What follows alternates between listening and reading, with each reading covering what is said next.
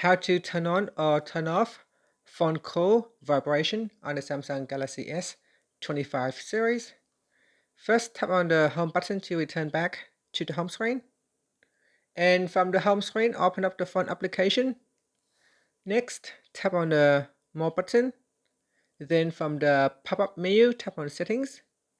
Now in Call Settings, we go down and tap on Call Alerts and Ringtone. From here, go down and tap on Ringtone.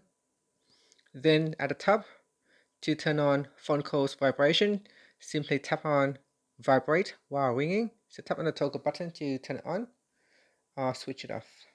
Now if you tap on the left hand side panel, in here you can also change the call vibration pattern. So by default, it is set to basic call vibration.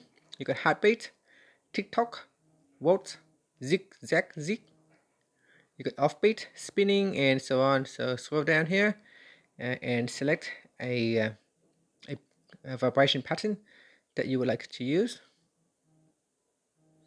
And that's it. After that, tap on the back key or tap on the home button to return back to the home screen.